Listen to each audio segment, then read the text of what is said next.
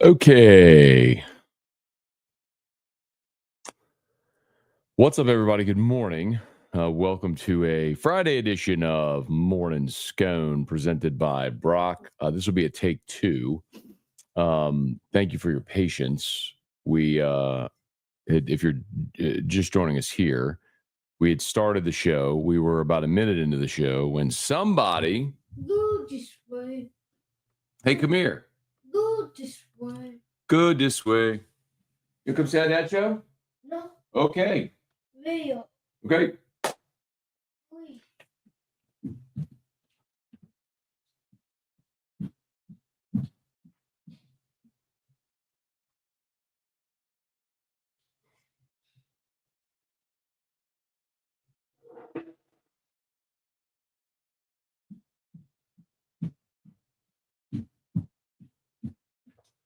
It's like Drew's determined to make sure we don't have a normal show today. Woke up at 6:30, wanted to get out of his bed, got him out of his bed, thought maybe he needed to be changed. He did not. So was firing up the show, walked in here, and it was very abundantly clear he needed to be changed. And not only did he need to be changed, anyone who's a parent could understand this. You wonder how something like that could come out of a human that size. Anyway, leave it at that. Some of you might be eating breakfast. And of course, we're starting here, and he wanted me to go get him videos on Daddy's phone. Anyway, we'll move quickly here. I don't have to end at 7:45 because Drew's already up and he's already dressed now. So I can go. We could do about 10 or 15 minutes here. So let's just blow and go. Glad to have you aboard. Please smash the like button, subscribe to the channel, Facebook, like the page, share the post. Hey, Thomas, record-breaking day 13. You know what, Thomas? What the heck? Let's just go ahead and get it out of the way now. Let's just do it now. I know we just started. Let's just do it. Parish Construction and Roofing. At Parish, we've got you covered. From the top of your roof, all the way down. Parish Construction and Roofing. Parish built. Parish built. Parish built. From your hometown, parishbuilt.com. Okay. There you go, Thomas. There's the record. We got it. Hope everybody's having a great morning. So, AJ Swann has entered the portal but is staying with LSU through the bowl game. Tyron Lacey, as we already told you, not playing in the bowl game. And LSU added a punter from Middle Tennessee. Honorable mention on Conference USA this season. And boomed 13 more than 50 yards. Anyone keeps inside 20. For context, LSU had one punt beyond 50 yards all season. This did 13 times as a freshman in Middle Tennessee. So he did improve there. And no stone unturned how they might be able to improve. Hey, Wendell, Henry, Devin, Abner, Delton, good morning. We're in the hospital. All right, Delton, well,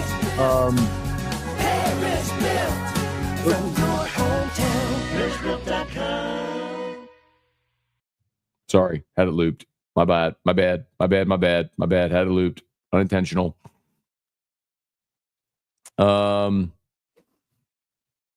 Delton, hope recovery goes well, man. Cheers to you. We'll be praying for speedy recovery and home for Christmas and all that stuff. What up, Christian? Good morning, Avid Inspection Specialist. Morning. Fun game last night. Who would have thought we'd have seen a free kick? So we had the guaranteed Christmas party last night. So I did not watch a minute of the game. And go this way. And also did not record Locked On last night. So I'm going to go this way. So we go bring Drew to school, and then I'm going to record Locked On. Yeah. Yes. Go this way. Is it next year the college football playoff expands to 14? No. So the current contract is for 2 years. So we will have this format again next year. The question is for 2026, what do they do? Do they expand to 14? Do they expand to 16? Do they get rid of the buys? Do they reseed? All that sort of stuff. So this format again next year, the 12-team format next year. And then 2026 is when they can look at a different type of format. Hey, Dale, can we get Austin Thomas a raise? I think Austin Thomas is doing fine. Brian Wynn, good morning. There you go, Thomas. Appreciate it, man. Weston, good morning. Jacob, good morning. Chance, would you say Clyde has been a bit of a bust for first round pick? I hate that term. And Clyde was very productive early in his career. I think it's a situation where they found Isaac Pacheco and he was just better. And sometimes that happens. But Clyde was very productive early in his career. Had some injury issues. But part of 2 Super Bowl teams. And, 25 years old, I think. Still plenty left in the tank. So hopefully he maximizes it here in New Orleans. Chef, what's good? Bubba Smith, good morning. Brett, got a bottle of Whisper Pig 12, 10, and 6-year small batch for Christmas. 12 years good. So honestly, Brett, I prefer the 10 to the 12. It's one of those instances for me, and to each their own, where the age statement, the older, doesn't always mean better, to me anyway. So the 12-year Whistle Pig, which is very good, the 12-year is much lower proof, so it's much milder, and I prefer the 10. So it's interesting. People will say, because there's a 10, a 12, a 15, and 18. Now, I believe the Whistle Pig 18, which is like $400, is amazing. It's one of the best whiskeys I've ever drank. But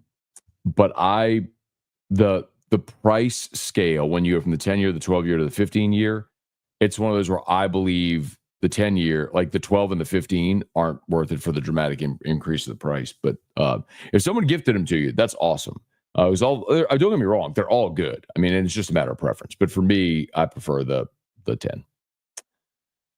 Yeah, how's potty training? Oh, it's going. Jason, good morning. Chris, who's the Texas DT? Who's the Texas DT that is the next big portal target? So Sidier Mitchell, I believe we talked about yesterday. So he's a big 6'6", 330-pounder. Big space eater in the middle. The sign with Bo Davis at Texas, was there for a couple of seasons and is in the portal now. Immediately took a visit to LSU. I think most people are assuming he's going to end up at LSU. So guy who in 2 years had just 7 tackles, not someone that you're looking at that's going to go be like a 50 tackle guy on the interior, but a big space eater that would give you a big body in the rotation if you land him. Hey, David, good morning. Patrick, too late for a seat on the Nuss Bus. Nope, come on, man. Engine's rolling. By the way, the Nuss Bus hoodie came in. What do we think about the Nuss Bus hoodie? Available at 929misfits.com. Here, I'll post the link. You might, I don't know, but you might be able to snag one before Christmas. I ordered mine, I think I ordered mine last weekend, and it came in like Wednesday of this week, or Tuesday or Wednesday of this week. So, I mean, it was maybe 4 or 5 days. So, I mean, you might be able to get, maybe not with Christmas being crazy. What? There we go. Please smash the like button if you would subscribe to the channel. Straub Skills, any word on more? Not yet. I mean, we had a guy on yesterday from Virginia Tech, but he hasn't taken any of the visits. I mean, he visited LSU. Everyone's projected him to come to LSU. Talking about Braylon Moore, the center from Virginia Tech. He's projected to pick LSU, went home to talk it over with his family, hasn't taken any other visits. So, no, unless if he decides to stay at Virginia Tech. But come on down, man. Brian, you may have already discussed this. Why do you think Pimpton entered the transfer portal? Yeah, I did. And it's not really that hard to understand. So Pimpton was, and there were some people like, oh, he's going to be the starter. No, he wasn't. So it was very clear, especially in the second half of the season, that Trey'Dez Green took his reps as the sort of bigger bodied long tight end, right? Especially took his reps and took his targets in the red zone. So Trey'Dez had passed Kamorian Pimpton. That's number one. Number two, Pimpton is not really an inline blocker. And so they were going into the portal to add, I mean, you saw it from day one. I mean, day one of the portal, they went, I mean, it was Bauer Sharp. It was the kid from Southwest Missouri State. Who's the other tight end? Luke Haas. I mean, they were going after a true starting impact tight end. So if you're Pimpton, you're going, all right, well, it's year 3, not going to be starting again. They're going to get someone else. Yeah, you go find a better fit. I mean, it's what it is. Caleb Benson, if the Saints have to pay Derek Carr regardless, is it worth it to cut him and start Rattler next year and get a jump start on a rebuild? No. I would still say that maybe he's an expensive backup, but I'd still rather have Derek Carr on the team than if you start Rattler, who's your backup? I would still rather have Carr. If you're going to be paying him, I mean. Like, my point before this season was do not restructure his deal because you could get rid of him after 2024. But they restructured his deal, and now I told you were financially bound to him for 2 more years regardless. So, might as well. Joel, any word on NIL numbers dished out? Baron Brown, people have said he's getting over $500K from LSU. I do know a lot of the numbers for, yes.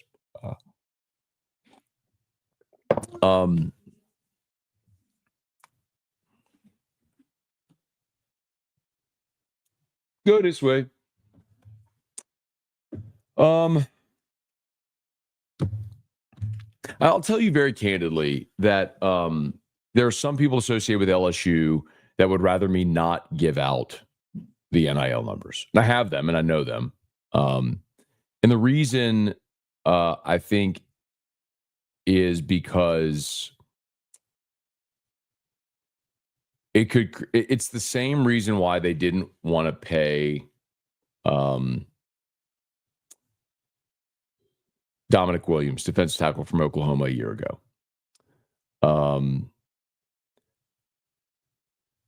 When you're paying Will Campbell's your best player, you're paying him $500K, and then word comes out that Dominic Williams wants 1.2, can you really justify that? How does it go over in the locker room? So I think that's part of the problem. Like I've told y'all numbers. I mean, they were going up to 1.25 for Jakeem Stewart. The Bryce Underwood deal got into 1.5. Cade Phillips, they walked away at $800K. I mean, I've told y'all some of those numbers. I don't mind repeating them now. But I think it's less about what the public perception is and more about internally. Now, I don't work for LSU, so I don't necessarily, I'm not going to do my job based on what's right or best for LSU. I'm going to do my job based on what's right for my audience. But I also love LSU. I want LSU to win and all that sort of stuff. So there's a little bit of a catch-22 there.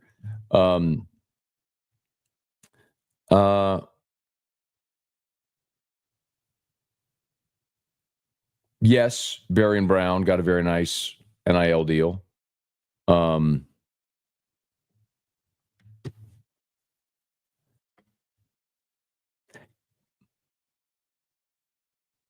did Nick Anderson. So did Michael Van Buren, the quarterback from Mississippi State. Like, they're not paying him to, I mean, they're not paying him what they're paying us.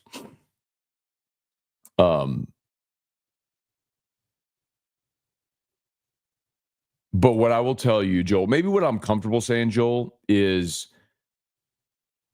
with the 3 guys I mentioned, with Stewart, Underwood, and Phillips, those 3 freed up about $2 million in liquid funds for this portal cycle, in addition to what they had already budgeted for this portal cycle.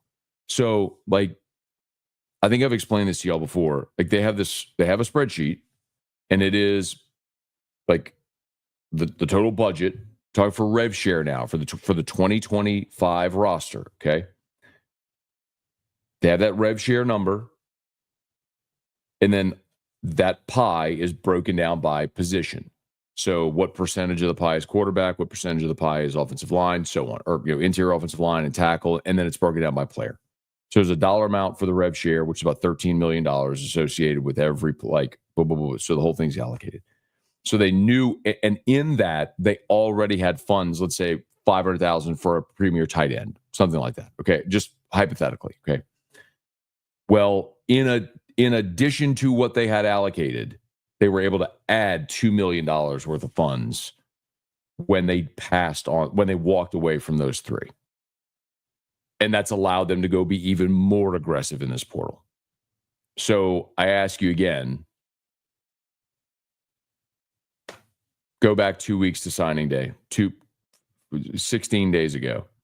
As bummed as you were, and I told you, talk to me in a month. Let me see what they do in this portal cycle. How do you feel today?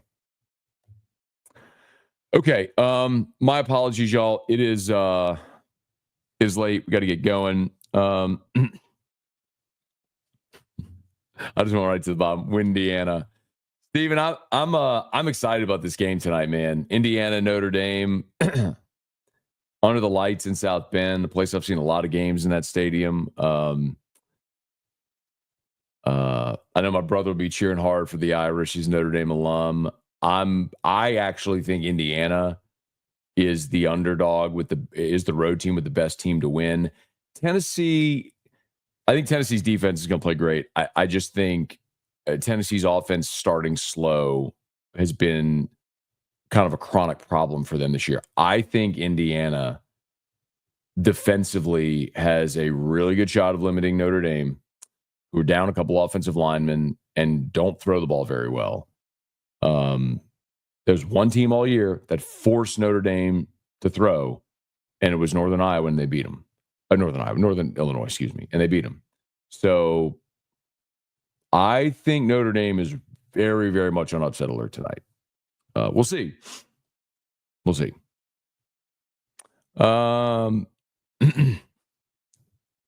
Matt, you don't know anything. My sources are better than yours, tongue in cheek. I don't care if people believe me or not. I mean, it's one of those things where if I am not going to name a source, then anyone who wants to be skeptical is right to be. So then you just ask yourself, okay, do I believe Scone has good information or not? But so far, I've been right on everything we've talked about with NIL. I mean, as far as like dollar amounts and things like that, right? So, all right, I got to go. Can we track how much LSU's racing this BK challenge? I can certainly get that number, and I'm happy to do it. But I mean, we told you that they had the $1 million mat. Like, they had an anonymous donor already committed for $1 million before they announced the BK thing, so they knew they were already there. So the objective has always been get it to 3. BK's $1 million, the $1 million anonymous, and then $1 million from the fans. So it'd be $3 million. That was always the goal. So, okay. I got to go. It's 8 o'clock. Y'all have an awesome day. So my apologies if you're just joining. Locked On LSU is not live yet. I'm going to go drop off Drew at school. Then I'm going to come back home and record Locked On. So I'm going to need to play catch up because I didn't have it ready for y'all this morning. I very much apologize. We just had Guarantee Christmas party last night, and I slept for like 4 hours the night before, and I just went to bed. I came home, showered, and went to bed. I needed it. So I'm going to record Locked On here in about an hour. So when you see it pop up, please do me a favor, watch it, listen to it, like it, share it, all that stuff. Okay, I got to get going. Y'all have a great day. We'll see you. Peace.